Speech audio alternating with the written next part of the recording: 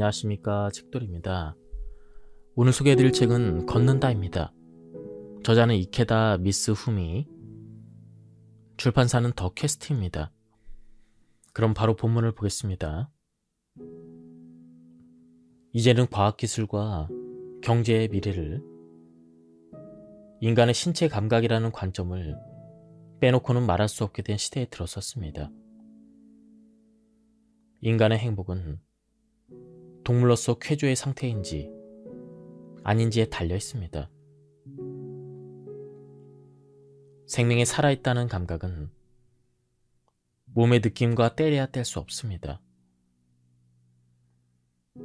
몸을 방치하고 몸의 쓰임을 빼앗아야만 하는 사회 시스템은 오래갈 수 없으며 머지않아 틈이 벌어져 모순이 드러납니다. 무엇보다 인간이라는 생물의 설계는 적어도 20만 년 동안 변하지 않았습니다. 수렵 채집 이래로 인체에는 특별히 그렇다 할 업데이트가 없었습니다. 그러므로 과학기술이 앞으로도 계속 발전한다면 어떻게 몸 본연의 감각 유지와 양립할지가 동전의 앞뒷면 같은 쟁점이 될 것입니다. 걸으면 아이디어가 쏟아진다. 스티브 잡스 전기에서 산책이라는 단어는 27번이나 나옵니다. 단순히 많이 나온 것이 아니라 내용을 들여다보면 중대한 사업 협상이나 아이디어의 발현이 산책 중에 이루어지는 장면이 다수가 있습니다. 저크버그도 걸으면서 회의하는 모습이 종종 목격됩니다. 그가 메타 본사 옥상에 워킹 트레일을 조성한 것까지는 아는 사람이 많지 않습니다.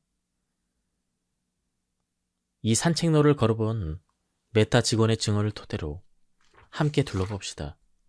메타 신사옥 그 옥상에는 1만 1000평에 달하는 옥상 산책로가 갖춰져 있다고 합니다. 메타 직원들이 말하길 산책로는 평탄한 편이지만 끝에서 끝까지 걷는 데는 상당한 시간이 걸린다고 합니다. 저커버그가 이토록 옥상 정원과 산책로, 이렇게 걷는 것에 신경 쓴 이유는 초록색 자연으로 가득한 일터가 인재 채용에도 직원의 의욕을 높이는 데도 효과적이라 판단해서일 것입니다. 걸었더니 답이 번뜩 떠오른 경험을 해본 사람이 적지 않을 것입니다. 걷기와 사고력은 연결되어 있습니다. 그 사실을 잡스도 저커버그도 눈치채고 있었습니다. 걸어서 직원들의 창의력, 생산성이 향상된다고 하면 메타만한 빅테크 기업이 신사옥에 그 정도의 공간과 예산을 할애해서 호화로운 산책로를 짓는 것도 이해할 것입니다. 해마는 나이가 들수록 줄어드는 것으로 알려져 있습니다. 감소 속도는 매년 1에서 2% 정도입니다. 그 때문에 우리의 뇌는 사물을 기억하는 걸 점점 어려워합니다. 그런데 자주 걸으면 해마의 부피 감소 속도를 억제할 수가 있습니다. 그것을 넘어서 부피를 더 키울 수 있다고 합니다. 걷기를 통해 해마가 발달한다는 것은 실험을 통해서도 밝혀졌습니다. 어떻게 이런 일이 벌어지는지 그 메커니즘에 대해서도 중요한 발견이 이루어졌습니다. 걷기를 통해 증가한 해마의 부피는 혈액 속의 BDNF로 불리는 물질의 증가와 관련이 있었습니다. BDNF는 뇌의 영양소와 같은 물질로 존 레이트는 뇌의 슈퍼 영양제라 표현했습니다. 이 영양제가 해마 속에 적용을 해서 새로운 신경세포를 만들어내거나 기존의 신경세포의 성장을 촉진하는 것입니다. 여러분이 걷는 동안 해마의 작용으로 싱싱한 뉴런이 차례차례 탄생한다고 생각해 봅시다. 최근의 연구들은 해마가 기억 기능뿐 아니라 감정 기능도 담당한다고 보고하고 있습니다. 또 뇌에서 처리되는 대부분의 정보가 일단 해마로 보내진다고 합니다. 감정의 밸런스도 정보 처리도 해마가 열쇠를 쥐고 있는 셈이죠. 우리 몸은 걷기를 전제로 설계된 구조를 이어받았습니다. 그렇기에 걷는 인간의 뇌는 저절로 단련이 돼서 건강한 상태를 유지하도록 프로그램 되어 있을지 모릅니다. 베토벤은 매일 오후에 산책하는 습관이 있었습니다. 나중에 그는 지병 악화와 청력 상실을 겪었지만 자연 속 장시간의 산책으로 정신을 치유하고 건강을 유지하는 데 도움을 받았습니다. 산책이 그에게 기분 전환을 넘어 장작 활동의 일환이었다는 점이 재밌습니다. 그렇다면 왜 자연 속을 걸으면 더 좋을까요? 걷기 실험을 통해서 도시 산책을 한 사람보다 산림 산책을 한 사람의 스트레스가 더 줄어든다는 것이 밝혀졌습니다. 더 중요한 것은 스트레스 정도만 개선된 게 아니었다는 것이죠. 산림 산책을 한 사람은 뇌 전두전야 활동이 진정되었습니다. 이에 대해서 미야자키 교수는 다음처럼 말했습니다. 뇌를 활성화시키는 게 좋다는 생각이 현대에 만연해 있지만 사실이 아닙니다. 이 말의 뉘앙스는 중요합니다. 왜냐하면 나는 당초 왜 걸으면 뇌가 활발해질까? 이런 의문을 품고 있었기 때문입니다. 그런데 내가 품은 의문 자체가 틀렸을 가능성이 있습니다. 현대인의 뇌는 늘 강한 각성 스트레스 상태에 있고 오히려 너무 많은 일을 한다는 게 미야자키 교수가 하고 싶은 말일 것입니다. 산림과 같은 자연을 만나면 그는 현대인도 인간 본래의 바람직한 모습으로 돌아가게 된다고 믿고 있습니다. 그러고 보면 우리는 평소에 어떻게 뇌를 효율적으로 일하게 할까만 생각하고 있습니다. 사실 뇌는 그보다 휴식을 원하고 있습니다. 평소 인간은 복잡한 생각을 합니다. 머리가 주도권을 쥔 상태입니다. 그러나 산을 걸으면 전신을 사용하는 신체의 우위 상태로 옮겨가 평소에 복잡거리던 머릿속이 텅 비게 됩니다. 즉, 뇌가 활발해지기보다는 뇌가 깨끗해진다에 가깝게 됩니다. 머릿속이 텅 비는 것. 이는 내가 정기적으로 산을 오르게 된 이유입니다. 평소 PC와 마주하는 나날에는 머리와 손만 우위에 있습니다. 이 상태를 다리와 전신 우위로 강제 이동시켜서 어떻게든 신체 밸런스를 되찾고 싶었습니다. 또 매일의 고민으로부터 해방되고 싶었습니다. 우리는 대개 인간만이 가득한 인공적인 세계에 살고 있습니다. 그러나 본래의 생태계를 생각하면 실로 부자연스러운 일입니다. 현실의 지구에서는 자연과 생물의 세계도 존재합니다. 이들을 접하면 직장이나 학교에서 괴로워하던 사람들이 순식간에 상태가 좋아집니다. 다음은 걷기를 통해서 창의력을 높이는 습관입니다. 1. 걸으면서 아이디어를 떠올려라. 앉아서 생각하는 것보다 걸으며 생각하는 것이 창의적인 아이디어가 잘 떠오릅니다. 실내도 좋지만 밖을 걷는 편이 시각적인 자극이 더해져서 아이디어의 폭을 넓힐 수가 있습니다. 2. 일주일에 3회 40분 걷기를 습관화하라. 기억력을 향상시키려면 일주일에 3번, 한 번에 40분 정도 걷는 게 효과적입니다. 노화로 인한 뇌의 위축을 줄여주는 것을 넘어 뇌를 회춘시키므로 다만 장기간 꾸준히 하지 않으면 의미가 없습니다. 출퇴근길에 걸을 수 있도록 루트를 짜봅시다. 차로 통근하고 있다면 주 3회는 지하철로 바꾸거나 역 하나는 걷는 식으로 방법을 마련해두면 좋습니다. 3. 장기적으로 자연 속을 걸어라. 스트레스를 대폭 줄이고 자율신경을 안정시키는 데는 산림욕이 명약이라고 밝혀졌습니다. 주말에 잠깐 자연 속을 걷는 것만으로도 뇌가 편안하고 맑아집니다. 집에서 빈둥빈둥 쉬는 것보다는 생산적이고 다가오는 한 주의 업무에도 틀림없이 활력이 생길 것입니다.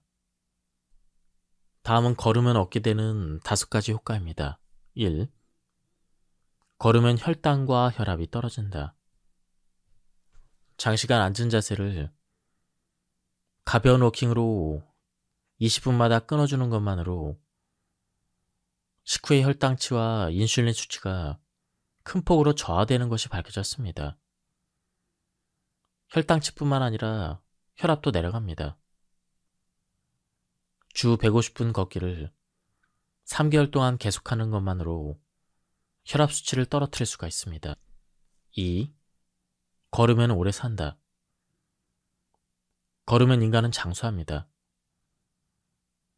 예를 들어 주 150분 걷기를 실시한 사람은 운동을 하지 않는 사람보다 평균적으로 4, 5년이 수명이 연장된다고 합니다.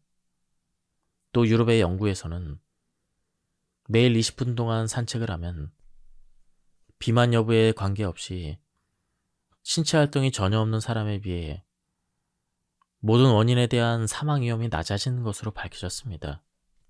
3. 걸으면 암과 심장병에 걸릴 위험이 낮아집니다. 4. 걸으면 불면증이 개선되고 스트레스도 줄어듭니다. 걸으면 불면증이 개선됩니다.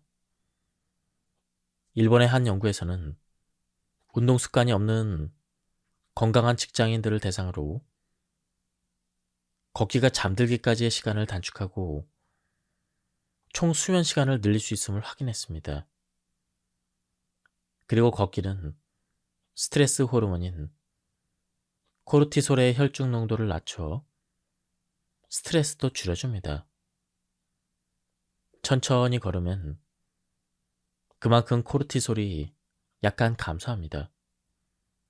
반면에 빨리 걸으면 어느 정도 스트레스를 줘서 코르티솔이 상승하지만 운동 종료 후에 보통 상태로 돌아와 몸이 편안한 상태가 됩니다. 이처럼 코르티솔 분비를 적당히 자극하면 스트레스 관리와 기분 개선에 도움이 됩니다. 5. 걸으면 뇌졸중의 위험이 낮아집니다. 2010년 미국의 연구에서 매일 걷기 등 중간 강도의 신체 활동을 하는 여성은 뇌졸중 위험이 감소한다는 사실이 밝혀졌습니다. 하루에 20분에서 30분간 빨리 걷기로 뇌졸중의 위험이 27% 저하된다고 합니다. 다음은 건강을 유지하는 습관입니다. 1. 앉는 시간을 자주 끊어준다. 앉는 시간이 길면 비만, 신진대사 이상, 심장질환 및 암의 위험이 증가하고 정신에도 악영향을 미칩니다. 혈당 관리와 근육 건강을 위해서라도 1시간마다 혹은 몇 분간 일어서 있거나 스트레칭을 하는 것만으로도 좋습니다. 나는 미팅 중에 한 번은 일어나도록 하고 있습니다. 스탠딩 데스크 도입도 하나의 방법일지 모릅니다. 전철 안에서도 일어서 있읍시다. 2. 식후에 걷는다. 식후에 15분 정도 천천히 걷는 것만으로 식후의 혈당치의 급격한 상승을 절반으로 억누를 수가 있습니다. 당뇨병 예방에도 효과적입니다. 점심이나 저녁을 먹은 후에는 반드시 한 정거장 거리 걷기와 같은 습관을 들이면 좋습니다. 3. 일상적인 신체 움직임을 늘립니다. 비운동성 열 생산으로 불리는 일상생활에서의 신체 움직임을 늘리면 좋습니다. 출퇴근길이나 쇼핑할 때 걷고 에스컬레이터나 엘리베이터가 아닌 계단을 이용하는 것만으로도 상당히 달라집니다. 자동차 엔진과 마찬가지로 인간에게도 가장 효율적인 보행 속도가 존재합니다. 시속 약 4에서 5km. 이 속도일 때 위치 에너지와 운동 에너지의 변환 효율이 최대가 됩니다. 그렇지만 이 수치는 짐을 짊어지면 달라집니다. 하중 증가 시 최적 속도는 약간 저하됩니다. 일정한 속도로 천천히 걷는 편이 칼로리를 절약하면서 더 긴 거리를 가는 비결인 셈입니다. 한편 연료가 되어주는 식량은 중량 대비 칼로리 효율이 좋은 것을 선택을 해야 합니다. 추운 산속에서는 몸이 체온을 유지하려고 여분의 에너지를 더 씁니다. 몸을 덮이는 식사를 위한 가스캔도 필요하며 신진대사에 의해 발생한 열을 유지할 수 있도록 중량 대비 보온성과 단열성이 높은 의류와 침구를 택해서 열 손실을 피해야 합니다. 이런 식으로 따지다 보면 식량과 연료, 침량 등 의식주를 충족시키는 짐을 챙기는 모든 과정은 결국 칼로리와 무게 사이 최적의 균형점을 찾는 일에 다름이 아닙니다.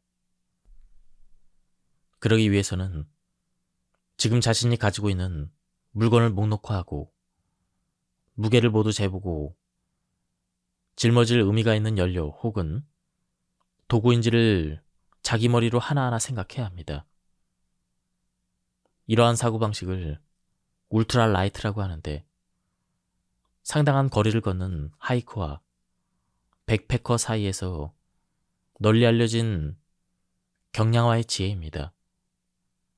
내가 이것을 처음 접한 것은 1박 2일로 오제 국립공원과 시부스산을 걷다가 따끔한 맛을 본 후의 일입니다. 과도한 중장비가 화를 불러 무릎을 다친 나는 예정되었던 이동 시간을 훌쩍 넘겨버렸습니다. 결국 해가 지고 어둠이 깔린 산속을 헤매다 헤드라이트조차 없는 상태로 걸어야 했습니다. 그야말로 사경을 헤매며 산을 내려온 그 경험이 나를 이쪽 세계로 이끌었습니다. 이후부터는 무게를 그램 단위로 따져가면서 경량화를 추구했습니다. 마치 자동차가 경량화되며 연비를 눈에 띄게 끌어올린 것처럼 짐의 경량화를 끊임없이 궁리함으로써 인간은 더 멀리, 더 자유롭게 걸을 수 있게 된 것입니다. 긴팔 티셔츠를 하나 고를 때도 신중을 기했습니다. 최종 선택한 것은 213g으로 약간 무거웠습니다.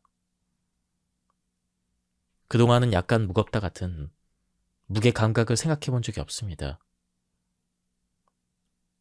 살짝 두껍고 속 건성은 조금 부족하지만 소재는 100% 메리노 울입니다. 일교차에 강하고 며칠 걷다 땀범벅이 돼도 냄새가 나지 않을 것입니다. 그래서 여버옷 없이 이 티셔츠 한 장만 입고 가기로 했습니다. 일일이 물건에 무게를 달아보고 합계치를 맞닥뜨리면 여벌의 옷을 챙길 여유 같은 건 사라집니다. 자신의 생존과 활동에 얼만큼의 에너지가 필요한지를 면밀히 따져보는 장기 산행의 이러한 사고 훈련은 도시 일상에서도 영향을 줍니다. 나의 경우 에스컬레이터나 엘리베이터 같은 외부 에너지를 사용하는 일을 의식하게 되었습니다. 또 보유한 물건이 모두 가시화되다 보니 새 물건을 들이기 전에 정말로 필요한지를 생각하는 버릇이 생겼습니다. 미니멀리스트적인 습관이 자연스럽게 몸에 밴 셈입니다. 더 나아가 도구의 아름다움, 소재의 의미, 그 용도까지도 나 자신의 경험을 바탕으로 헤아릴 수 있게 되었습니다. 채소로 필요한 기능만 남기고 나머지를 제거해 나간 미니멀리스트 슈즈와 비슷한 결의의 사고방식이죠. 유발 하라리의 책 사피엔스에는 이런 말이 나옵니다. 주변의 물건이 얼마나 넘치는지 평소 우리는 아랑곳하지 않지만 이사할 때가 되어서야 비로소 깨닫게 됩니다.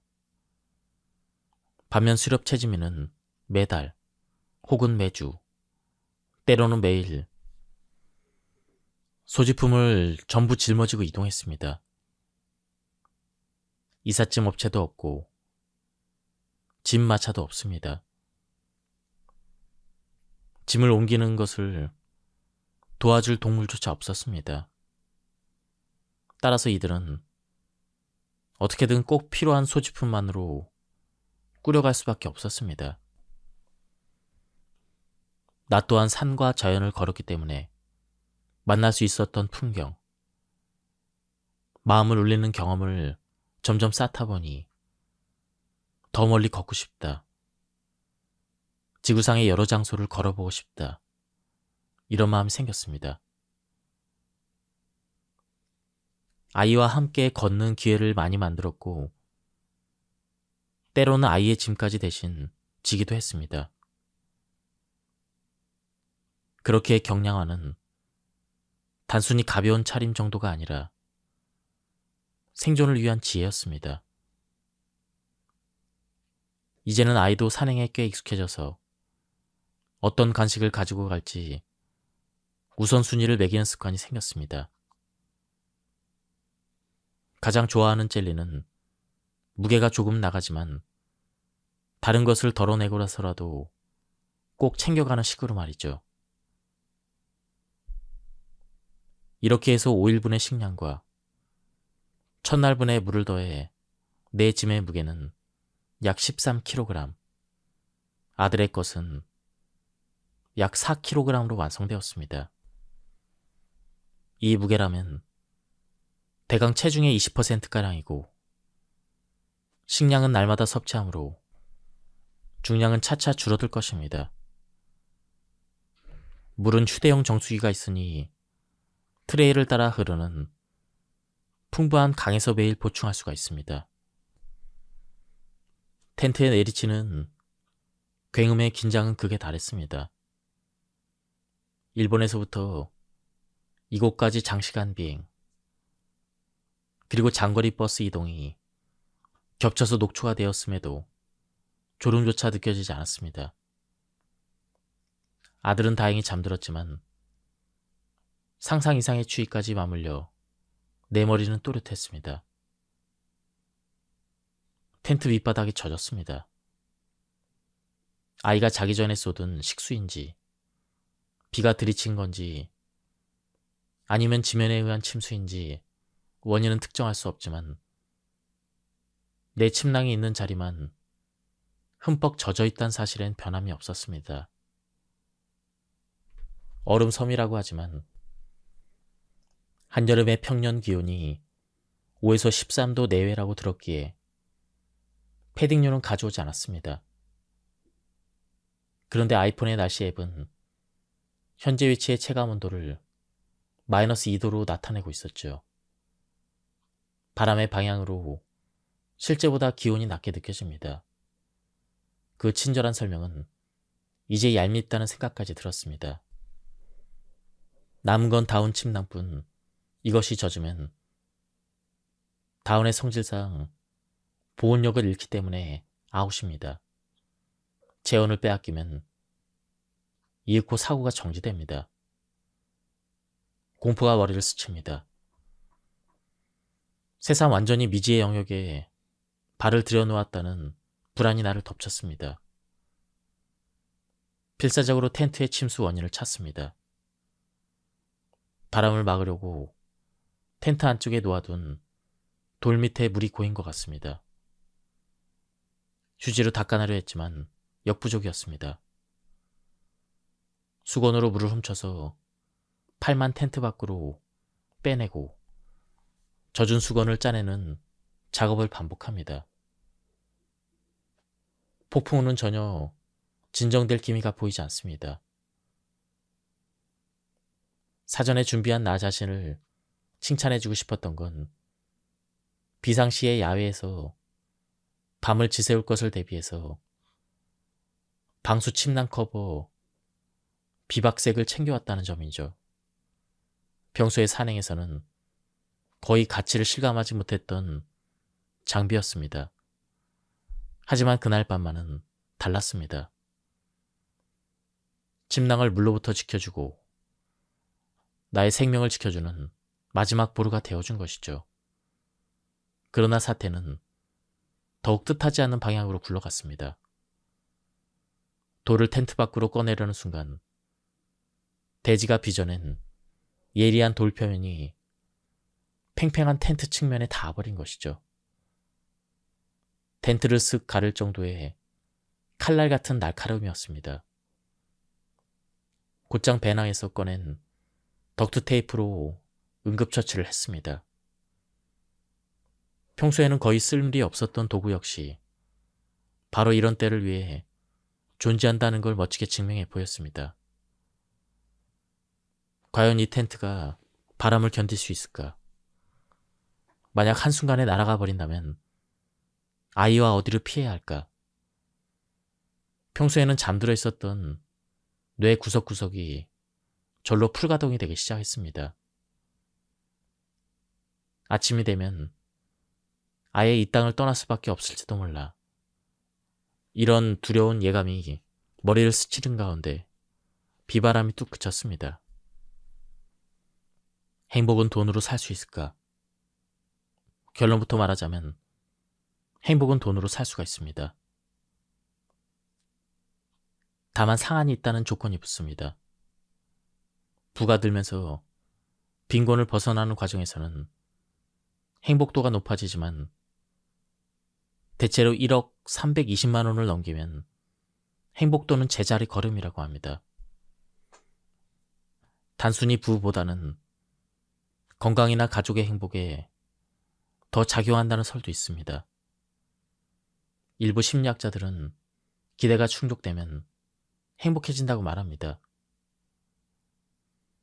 페라리를 갖고 싶었는데 프리우스밖에 얻지 못하면 불행하게 느낀다는 이야기입니다. 한편 뇌과학의 관점에서는 도파민이나 세로토닌 등 호르몬이 뇌에 어떻게 작용하는가에 하는 화학 반응의 문제로 행복을 이야기합니다. 즉, 전 세계의 지성이 총동원되어도 너무나 복잡하고 다면적이라서 아직 결론이 나지 못한 주제가 바로 행복입니다. 다음은 가미대 류에이의 말입니다. 육체의 실감 없이는 행복을 이야기할 수 없습니다. 그래서 저는 쫓기듯 정기적으로 산에 들어갑니다. 그곳에서는 극단적인 통증, 견딜 수 없는 공포감, 진정한 의미의 결핍, 생사에 관계되는 결핍을 비로소 느낄 수가 있습니다. 그러면 어떻게 충족시킬까 하면서 머리가 회전하고 충족시켰을 때는 행복을 손에 잡히듯 느낄 수가 있습니다. 그럴 때 내게 진정 필요한 것이 무엇인지 다시 한번 떠올릴 수가 있습니다. 위의 말은 이렇게 음미해 볼 수가 있습니다. 이제 인류는 물질적으로 원하는 것을 거의 다 손에 넣었다고 봐도 좋습니다. 그러나 물질적인 풍요는 아이러니하게도 자신의 육체가 진정으로 무엇을 원하는지 의식하지 못하게 합니다. 무엇보다 머리와 손만 사용하면 되는 도시 생활은 오감을 구사하는 일에 중요성도 있게 합니다. 이 자본주의 시대에는 불쾌함이나 불편함을 느낄 때 스스로 움직일 필요가 없습니다. 단지 돈만 내면 어딘가에서 반드시 해결책을 공급해 주니까요. 이런 상황은 자신이 정말로 원하는 것에 대한 감각을 점점 멀어지게 합니다. 미국과 일본 같은 경제대국이 매년 세계 행복도 랭킹 상위에서 밀려나 있는 현실도 이와 무관하지 않을 것입니다. 그러고 보면 현대인의 주된 서식지로 도시라는 발명은 실은 중대한 결함을 안고 있는 셈입니다. 인간이 근원적으로 지녀야 할 정동, 신체를 거쳐 자연스럽게 솟아나야 할 흥미, 주변에 대해서 갖는 호기심을 빼앗아가기 때문입니다. 자연 속을 걷는 일은 이렇게 잃어가는 호기심과 일상에서 잊혀진 결핍의 감각을 생생하게 일깨워주는 최고의 기회일지 모릅니다. 우리 인류의 신체 거푸집은 본래 길고 혹독한 사냥과 굶주림을 건디며 끊임없이 광대한 대지 위를 돌아다닌 시대에 완성되었습니다. 인간의 뇌는 몸의 움직임으로써 진화했습니다. 진화를 거쳐 인간의 몸이 만들어졌습니다. 그렇다면 지금의 앉아있기만 하는 생활이 몸과 마음에 얼마나 나쁜지도 이해할 수가 있습니다. 더불어 현대인이 건강하고 행복하게 살기 위해서는 진화의 결과를 최대한 활용해야 된다는 점도 알 수가 있습니다. 잊지 못할 행복의 순간은 트레일을 걸은 지 이틀째 아침에 찾아왔습니다. 첫날 밤의 저녁 식사는 아들이 고대했던 봉지 라면으로 정했습니다. 김이 모락모락 나는 컵을 두 손으로 감싼 채 늘상 제잘제잘대던 아이는 이날 밤만큼은 웃다가도 말없이 라면을 호록호록 삼켰습니다. 그저 뜨거운 물을 붓기만 한 식사인데 그 긴 길을 걸어온 이때만큼 호사스럽게 느껴진 적이 없었습니다. 베개하는 생체 시계를 교란시켜 수면을 방해한다고 들었지만 온 힘을 다 써버린 우리에겐 무관한 일이었습니다. 다음날 아침 얇은 텐트 원단을 투과한 부드러운 햇빛이 비쳐서 기분 좋게 눈을 떴습니다. 텐트에서 나오자 간밤에 가랑비하는 딴판으로 구름이 한 점 없는 장관의 하늘이 펼쳐져 있었죠. 지금까지 이 책에 대한 리뷰를 모두 마쳤습니다. 이 책은 걷기에 대한 에세이였습니다. 한번 책을 구해서 읽어보실 것을 추천드립니다. 여기서 리뷰를 마치도록 하겠습니다. 감사합니다. 안녕하십니까, 책돌입니다. 오늘 소개해드릴 책은 걷는다입니다. 저자는 이케다 미스 후미, 출판사는 더 퀘스트입니다. 그럼 바로 본문을 보겠습니다. 이제는 과학기술과 경제의 미래를, 인간의 신체 감각이라는 관점을 빼놓고는 말할 수 없게 된 시대에 들어섰습니다. 인간의 행복은 동물로서 쾌조의 상태인지 아닌지에 달려 있습니다. 생명이 살아있다는 감각은 몸의 느낌과 떼려야 뗄 수 없습니다. 몸을 방치하고 몸의 쓰임을 빼앗아야만 하는 사회 시스템은 오래갈 수 없으며 머지않아 틈이 벌어져 모순이 드러납니다. 무엇보다 인간이라는 생물의 설계는 적어도 20만 년 동안 변하지 않았습니다.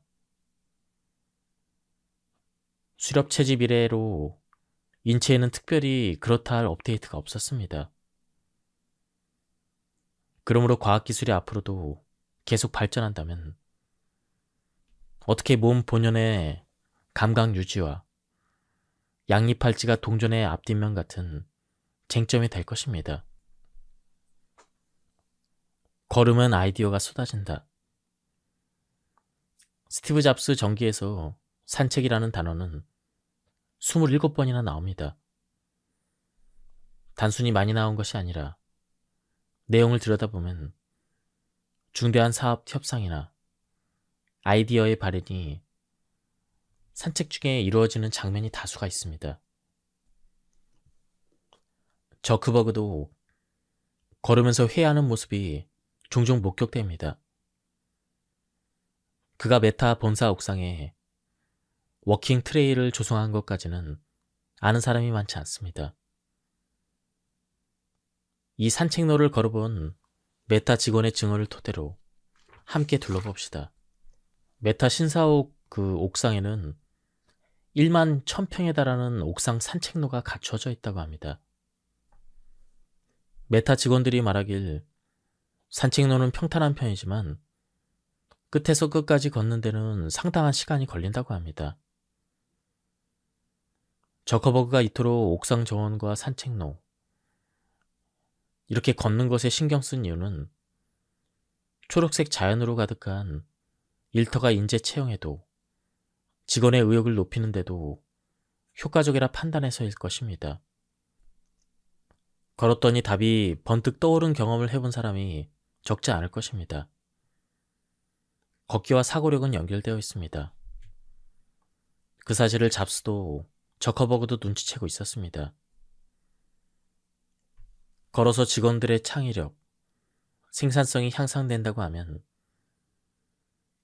메타만한 빅테크 기업이 신사옥에 그 정도의 공간과 예산을 할애해서 호화로운 산책로를 짓는 것도 이해할 것입니다. 해마는 나이가 들수록 줄어드는 것으로 알려져 있습니다. 감소 속도는 매년 1에서 2% 정도입니다. 그 때문에 우리의 뇌는 사물을 기억하는 걸 점점 어려워합니다. 그런데 자주 걸으면 해마의 부피 감소 속도를 억제할 수가 있습니다. 그것을 넘어서 부피를 더 키울 수 있다고 합니다. 걷기를 통해 해마가 발달한다는 것은 실험을 통해서도 밝혀졌습니다. 어떻게 이런 일이 벌어지는지 그 메커니즘에 대해서도 중요한 발견이 이루어졌습니다. 걷기를 통해 증가한 해마의 부피는 혈액 속에 BDNF로 불리는 물질의 증가와 관련이 있었습니다. BDNF는 뇌의 영양소와 같은 물질로 존 레이트는 뇌의 슈퍼 영양제라 표현했습니다. 이 영양제가 해마 속에 적용을 해서 새로운 신경세포를 만들어내거나 기존의 신경세포의 성장을 촉진하는 것입니다. 여러분이 걷는 동안 해마의 작용으로 싱싱한 뉴런이 차례차례 탄생한다고 생각해 봅시다.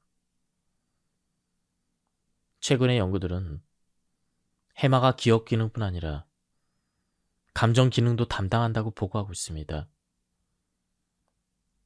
또 뇌에서 처리되는 대부분의 정보가 일단 해마로 보내진다고 합니다. 감정의 밸런스도 정보 처리도 해마가 열쇠를 쥐고 있는 셈이죠. 우리 몸은 걷기를 전제로 설계된 구조를 이어받았습니다. 그렇기에 걷는 인간의 뇌는 저절로 단련이 돼서 건강한 상태를 유지하도록 프로그램 되어 있을지 모릅니다. 베토벤은 매일 오후에 산책하는 습관이 있었습니다. 나중에 그는 지병 악화와 청력 상실을 겪었지만 자연 속 장시간의 산책으로 정신을 치유하고 건강을 유지하는 데 도움을 받았습니다. 산책이 그에게 기분 전환을 넘어 장작 활동의 일환이었다는 점이 재밌습니다. 그렇다면 왜 자연 속을 걸으면 더 좋을까요? 걷기 실험을 통해서 도시 산책을 한 사람보다 산림 산책을 한 사람의 스트레스가 더 줄어든다는 것이 밝혀졌습니다. 더 중요한 것은 스트레스 정도만 개선된 게 아니었다는 것이죠. 산림 산책을 한 사람은 뇌 전두전야 활동이 진정되었습니다. 이에 대해서 미야자키 교수는 다음처럼 말했습니다. 뇌를 활성화시키는 게 좋다는 생각이 현대에 만연해 있지만 사실이 아닙니다. 이 말의 뉘앙스는 중요합니다. 왜냐하면 나는 당초 왜 걸으면 뇌가 활발해질까? 이런 의문을 품고 있었기 때문입니다. 그런데 내가 품은 의문 자체가 틀렸을 가능성이 있습니다. 현대인의 뇌는 늘 강한 각성 스트레스 상태에 있고 오히려 너무 많은 일을 한다는 게 미야자키 교수가 하고 싶은 말일 것입니다. 산림과 같은 자연을 만나면 그는 현대인도 인간 본래의 바람직한 모습으로 돌아가게 된다고 믿고 있습니다. 그러고 보면 우리는 평소에 어떻게 뇌를 효율적으로 일하게 할까만 생각하고 있습니다. 사실 뇌는 그보다 휴식을 원하고 있습니다. 평소 인간은 복잡한 생각을 합니다. 머리가 주도권을 쥔 상태입니다. 그러나 산을 걸으면 전신을 사용하는 신체의 우위 상태로 옮겨가 평소에 복잡거리던 머릿속이 텅 비게 됩니다. 즉, 뇌가 활발해지기보다는 뇌가 깨끗해진다에 가깝게 됩니다. 머릿속이 텅 비는 것. 이는 내가 정기적으로 산을 오르게 된 이유입니다. 평소 PC와 마주하는 나날에는 머리와 손만 우위에 있습니다. 이 상태를 다리와 전신 우위로 강제 이동시켜서 어떻게든 신체 밸런스를 되찾고 싶었습니다. 또 매일의 고민으로부터 해방되고 싶었습니다. 우리는 대개 인간만이 가득한 인공적인 세계에 살고 있습니다. 그러나 본래의 생태계를 생각하면 실로 부자연스러운 일입니다. 현실의 지구에서는 자연과 생물의 세계도 존재합니다. 이들을 접하면 직장이나 학교에서 괴로워하던 사람들이 순식간에 상태가 좋아집니다. 다음은 걷기를 통해서 창의력을 높이는 습관입니다. 1. 걸으면서 아이디어를 떠올려라. 앉아서 생각하는 것보다 걸으며 생각하는 것이 창의적인 아이디어가 잘 떠오릅니다. 실내도 좋지만 밖을 걷는 편이 시각적인 자극이 더해져서 아이디어의 폭을 넓힐 수가 있습니다. 2. 일주일에 3회 40분 걷기를 습관화하라. 기억력을 향상시키려면 일주일에 3번, 한 번에 40분 정도 걷는 게 효과적입니다.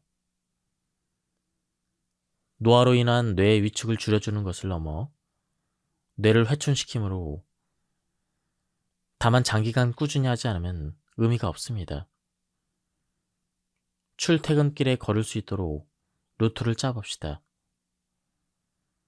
차로 통근하고 있다면 주 3회는 지하철로 바꾸거나 역 하나는 걷는 식으로 방법을 마련해두면 좋습니다. 3. 장기적으로 자연 속을 걸어라. 스트레스를 대폭 줄이고 자율신경을 안정시키는 데는 산림욕이 명약이라고 밝혀졌습니다. 주말에 잠깐 자연 속을 걷는 것만으로도 뇌가 편안하고 맑아집니다. 집에서 빈둥빈둥 쉬는 것보다는 생산적이고 다가오는 한 주의 업무에도 틀림없이 활력이 생길 것입니다. 다음은 걸으면 얻게 되는 5가지 효과입니다. 1. 걸으면 혈당과 혈압이 떨어진다. 장시간 앉은 자세를 가벼운 워킹으로 20분마다 끊어주는 것만으로 식후의 혈당치와 인슐린 수치가 큰 폭으로 저하되는 것이 밝혀졌습니다. 혈당치뿐만 아니라 혈압도 내려갑니다. 주 150분 걷기를 3개월 동안 계속하는 것만으로 혈압 수치를 떨어뜨릴 수가 있습니다. 2. 걸으면 오래 산다. 걸으면 인간은 장수합니다. 예를 들어 주 150분 걷기를 실시한 사람은 운동을 하지 않는 사람보다 평균적으로 4, 5년이 수명이 연장된다고 합니다. 또 유럽의 연구에서는 매일 20분 동안 산책을 하면 비만 여부에 관계없이 신체 활동이 전혀 없는 사람에 비해 모든 원인에 대한 사망 위험이 낮아지는 것으로 밝혀졌습니다. 3. 걸으면 암과 심장병에 걸릴 위험이 낮아집니다. 4. 걸으면 불면증이 개선되고 스트레스도 줄어듭니다. 걸으면 불면증이 개선됩니다.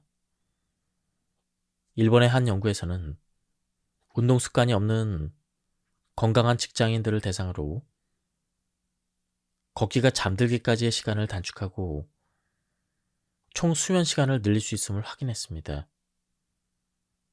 그리고 걷기는 스트레스 호르몬인 코르티솔의 혈중 농도를 낮춰 스트레스도 줄여줍니다.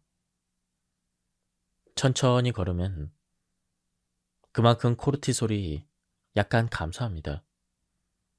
반면에 빨리 걸으면 어느 정도 스트레스를 줘서 코르티솔이 상승하지만 운동 종료 후에 보통 상태로 돌아와 몸이 편안한 상태가 됩니다. 이처럼 코르티솔 분비를 적당히 자극하면 스트레스 관리와 기분 개선에 도움이 됩니다. 5. 걸으면 뇌졸중의 위험이 낮아집니다. 2010년 미국의 연구에서 매일 걷기 등 중간 강도의 신체 활동을 하는 여성은 뇌졸중 위험이 감소한다는 사실이 밝혀졌습니다. 하루에 20분에서 30분간 빨리 걷기로 뇌졸중의 위험이 27% 저하된다고 합니다. 다음은 건강을 유지하는 습관입니다. 1. 앉는 시간을 자주 끊어준다. 앉는 시간이 길면 비만, 신진대사 이상, 심장질환 및 암의 위험이 증가하고 정신에도 악영향을 미칩니다. 혈당 관리와 근육 건강을 위해서라도 1시간마다 혹은 몇 분간 일어서 있거나 스트레칭을 하는 것만으로도 좋습니다. 나는 미팅 중에 한 번은 일어나도록 하고 있습니다. 스탠딩 데스크 도입도 하나의 방법일지 모릅니다. 전철 안에서도 일어서 있읍시다. 2. 식후에 걷는다. 식후에 15분 정도 천천히 걷는 것만으로 식후의 혈당치의 급격한 상승을 절반으로 억누를 수가 있습니다. 당뇨병 예방에도 효과적입니다. 점심이나 저녁을 먹은 후에는 반드시 한 정거장 거리 걷기와 같은 습관을 들이면 좋습니다. 3. 일상적인 신체 움직임을 늘립니다. 비운동성 열 생산으로 불리는 일상생활에서의 신체 움직임을 늘리면 좋습니다. 출퇴근길이나 쇼핑할 때 걷고 에스컬레이터나 엘리베이터가 아닌 계단을 이용하는 것만으로도 상당히 달라집니다. 자동차 엔진과 마찬가지로 인간에게도 가장 효율적인 보행 속도가 존재합니다. 시속 약 4에서 5km, 이 속도일 때 위치 에너지와 운동 에너지의 변환 효율이 최대가 됩니다. 그렇지만 이 수치는 짐을 짊어지면 달라집니다. 하중 증가 시 최적 속도는 약간 저하됩니다. 일정한 속도로 천천히 걷는 편이 칼로리를 절약하면서 더 긴 거리를 가는 비결인 셈입니다. 한편 연료가 되어주는 식량은 중량 대비 칼로리 효율이 좋은 것을 선택을 해야 합니다. 추운 산속에서는 몸이 체온을 유지하려고 여분의 에너지를 더 씁니다. 몸을 덮이는 식사를 위한 가스캔도 필요하며 신진대사에 의해 발생한 열을 유지할 수 있도록 중량 대비 보온성과 단열성이 높은 의류와 침구를 택해서 열 손실을 피해야 합니다. 이런 식으로 따지다 보면 식량과 연료, 침량 등 의식주를 충족시키는 짐을 챙기는 모든 과정은 결국 칼로리와 무게 사이 최적의 균형점을 찾는 일에 다름이 아닙니다. 그러기 위해서는 지금 자신이 가지고 있는 물건을 목록화하고 무게를 모두 재보고 짊어질 의미가 있는 연료 혹은 도구인지를 자기 머리로 하나하나 생각해야 합니다. 이러한 사고방식을 울트라 라이트라고 하는데 상당한 거리를 걷는 하이커와 백패커 사이에서 널리 알려진 경량화의 지혜입니다. 내가 이것을 처음 접한 것은 1박 2일로 오제 국립공원과 시부스산을 걷다가 따끔한 맛을 본 후의 일입니다.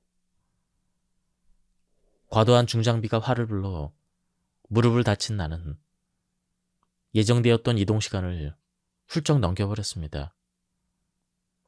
결국 해가 지고 어둠이 깔린 산속을 헤매다 헤드라이트조차 없는 상태로 걸어야 했습니다.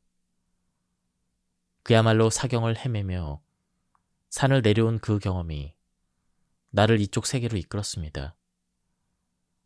이후부터는 무게를 그램 단위로 따져가면서 경량화를 추구했습니다.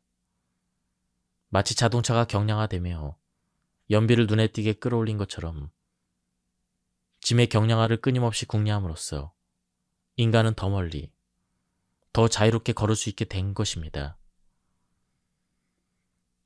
긴팔 티셔츠를 하나 고를 때도 신중을 기했습니다. 최종 선택한 것은 213g으로 약간 무거웠습니다. 그동안은 약간 무겁다 같은 무게 감각을 생각해 본 적이 없습니다. 살짝 두껍고 속 건성은 조금 부족하지만 소재는 100% 메리노 울입니다. 일교차에 강하고 며칠 걷다 땀범벅이 돼도 냄새가 나지 않을 것입니다. 그래서 여버릇 없이 이 티셔츠 한 장만 입고 가기로 했습니다.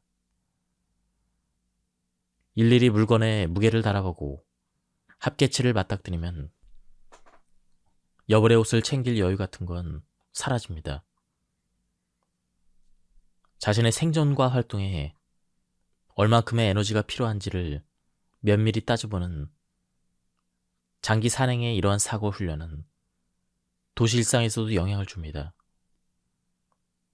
나의 경우 에스컬레이터나 엘리베이터 같은 외부 에너지를 사용하는 이를 의식하게 되었습니다. 또 보유한 물건이 모두 가시화되다 보니 새 물건을 들이기 전에 정말로 필요한지를 생각하는 버릇이 생겼습니다. 미니멀리스트적인 습관이 자연스럽게 몸에 밴 셈입니다. 더 나아가 도구의 아름다움, 소재의 의미, 그 용도까지도 나 자신의 경험을 바탕으로 헤아릴 수 있게 되었습니다. 최소로 필요한 기능만 남기고 나머지를 제거해 나간 미니멀리스트 슈즈와 비슷한 결의의 사고방식이죠. 유발 하라리의 책 사피엔스에는 이런 말이 나옵니다. 주변의 물건이 얼마나 넘치는지 평소 우리는 아랑곳하지 않지만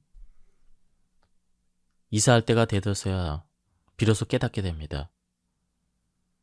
반면 수렵 채지미는 매달 혹은 매주 때로는 매일 소지품을 전부 짊어지고 이동했습니다.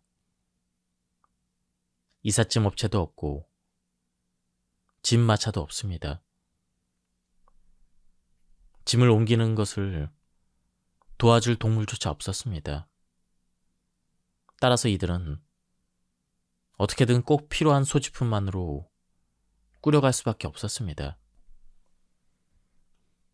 나 또한 산과 자연을 걸었기 때문에 만날 수 있었던 풍경, 마음을 울리는 경험을 점점 쌓다 보니 더 멀리 걷고 싶다. 지구상의 여러 장소를 걸어보고 싶다. 이런 마음이 생겼습니다. 아이와 함께 걷는 기회를 많이 만들었고 때로는 아이의 짐까지 대신 지기도 했습니다. 그렇게 경량화는 단순히 가벼운 차림 정도가 아니라 생존을 위한 지혜였습니다. 이제는 아이도 산행에 꽤 익숙해져서 어떤 간식을 가지고 갈지 우선순위를 매기는 습관이 생겼습니다. 가장 좋아하는 젤리는 무게가 조금 나가지만 다른 것을 덜어내고 나서라도 꼭 챙겨가는 식으로 말이죠. 이렇게 해서 5일분의 식량과 첫날분의 물을 더해 내 짐의 무게는 약 13kg, 아들의 것은 약 4kg으로 완성되었습니다. 이 무게라면 대강 체중의 20%가량이고 식량은 날마다 섭취하므로 중량은 차차 줄어들 것입니다. 물은 휴대용 정수기가 있으니 트레이를 따라 흐르는 풍부한 강에서 매일 보충할 수가 있습니다. 텐트에 내리치는 굉음의 긴장은 극에 달했습니다. 일본에서부터 이곳까지 장시간 비행, 그리고 장거리 버스 이동이 겹쳐서 녹초가 되었음에도 졸음조차 느껴지지 않았습니다. 아들은 다행히 잠들었지만 상상 이상의 추위까지 맞물려 내 머리는 또렷했습니다. 텐트 밑바닥이 젖었습니다. 아이가 자기 전에 쏟은 식수인지 비가 들이친 건지 아니면 지면에 의한 침수인지 원인은 특정할 수 없지만 내 침낭이 있는 자리만 흠뻑 젖어있다는 사실엔 변함이 없었습니다. 얼음섬이라고 하지만 한여름의 평년 기온이 5에서 13도 내외라고 들었기에 패딩류는 가져오지 않았습니다. 그런데 아이폰의 날씨 앱은 현재 위치의 체감 온도를 마이너스 2도로 나타내고 있었죠.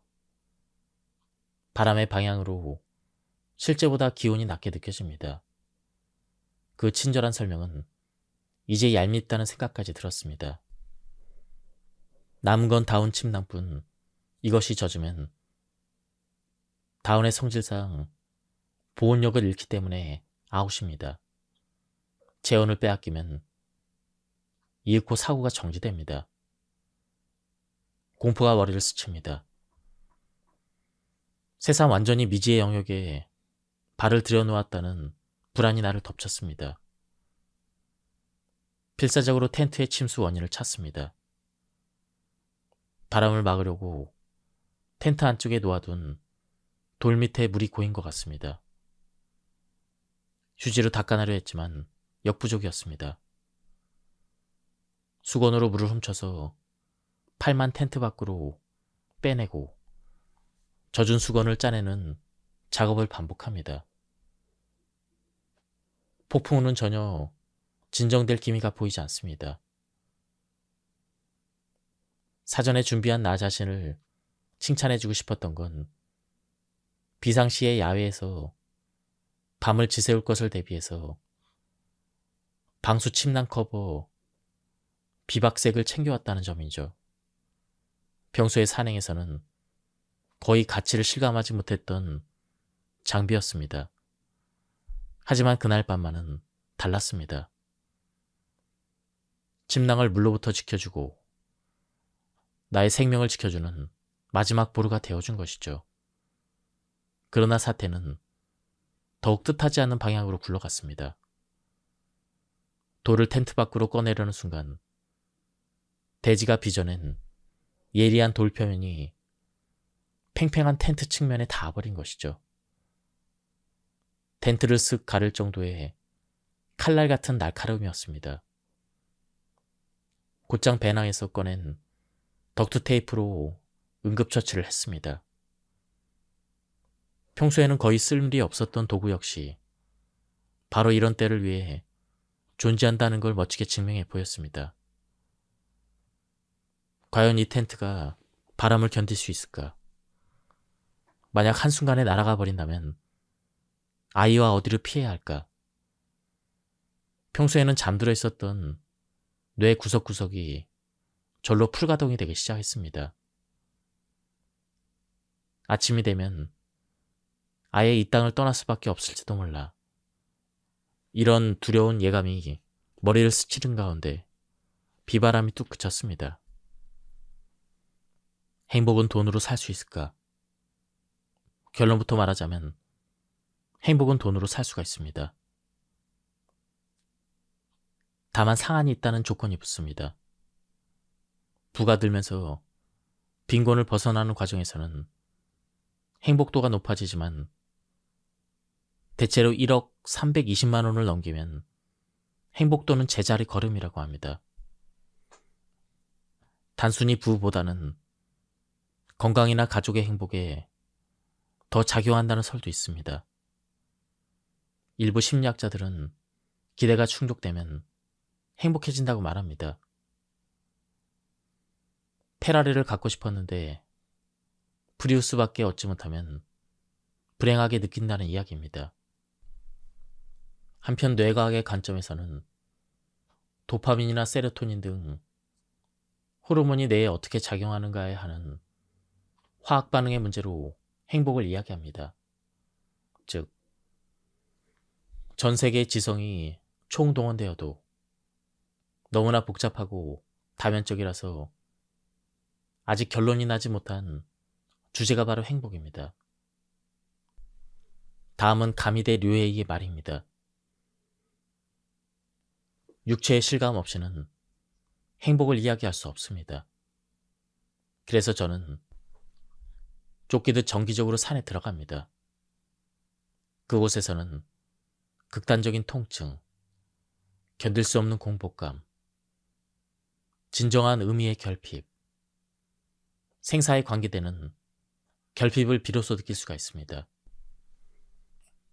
그러면 어떻게 충족시킬까 하면서 머리가 회전하고 충족시켰을 때는 행복을 손에 잡히듯 느낄 수가 있습니다.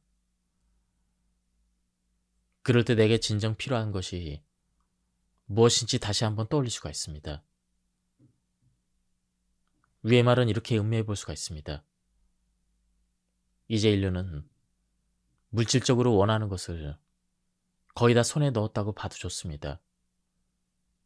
그러나 물질적인 풍요는 아이러니하게도 자신의 육체가 진정으로 무엇을 원하는지 의식하지 못하게 합니다. 무엇보다 머리와 손만 사용하면 되는 도시 생활은 오감을 구사하는 일에 중요성도 있게 합니다. 이 자본주의 시대에는 불쾌함이나 불편함을 느낄 때 스스로 움직일 필요가 없습니다. 단지 돈만 내면 어딘가에서 반드시 해결책을 공급해 주니까요. 이런 상황은 자신이 정말로 원하는 것에 대한 감각을 점점 멀어지게 합니다. 미국과 일본 같은 경제대국이 매년 세계 행복도 랭킹 상위에서 밀려나 있는 현실도 이와 무관하지 않을 것입니다. 그러고 보면 현대인의 주된 서식지로 도시라는 발명은 실은 중대한 결함을 안고 있는 셈입니다. 인간이 근원적으로 지녀야 할 정동, 신체를 거쳐 자연스럽게 솟아나야 할 흥미, 주변에 대해서 갖는 호기심을 빼앗아가기 때문입니다. 자연 속을 걷는 일은 이렇게 잃어가는 호기심과 일상에서 잊혀진 결핍의 감각을 생생하게 일깨워주는 최고의 기회일지 모릅니다. 우리 인류의 신체 거푸집은 본래 길고 혹독한 사냥과 굶주림을 건디며 끊임없이 광대한 대지 위를 돌아다닌 시대에 완성되었습니다. 인간의 뇌는 몸의 움직임으로써 진화했습니다. 진화를 거쳐 인간의 몸이 만들어졌습니다. 그렇다면 지금의 앉아있기만 하는 생활이 몸과 마음에 얼마나 나쁜지도 이해할 수가 있습니다. 더불어 현대인이 건강하고 행복하게 살기 위해서는 진화의 결과를 최대한 활용해야 된다는 점도 알 수가 있습니다. 잊지 못할 행복의 순간은 트레일을 걸은 지 이틀째 아침에 찾아왔습니다. 첫날 밤의 저녁 식사는 아들이 고대했던 봉지 라면으로 정했습니다. 김이 모락모락 나는 컵을 두 손으로 감싼 채 늘상 제잘제잘대던 아이는 이날 밤만큼은 웃다가도 말없이 라면을 호록호록 삼켰습니다. 그저 뜨거운 물을 붓기만 한 식사인데 그 긴 길을 걸어온 이때만큼 호사스럽게 느껴진 적이 없었습니다. 베개하는 생체 시계를 교란시켜 수면을 방해한다고 들었지만 온 힘을 다 써버린 우리에겐 무관한 일이었습니다. 다음날 아침 얇은 텐트 원단을 투과한 부드러운 햇빛이 비쳐서 기분 좋게 눈을 떴습니다. 텐트에서 나오자 간밤에 가랑비하는 딴판으로 구름이 한 점 없는 장관의 하늘이 펼쳐져 있었죠. 지금까지 이 책에 대한 리뷰를 모두 마쳤습니다. 이 책은 걷기에 대한 에세이였습니다. 한번 책을 구해서 읽어보실 것을 추천드립니다. 여기서 리뷰를 마치도록 하겠습니다. 감사합니다.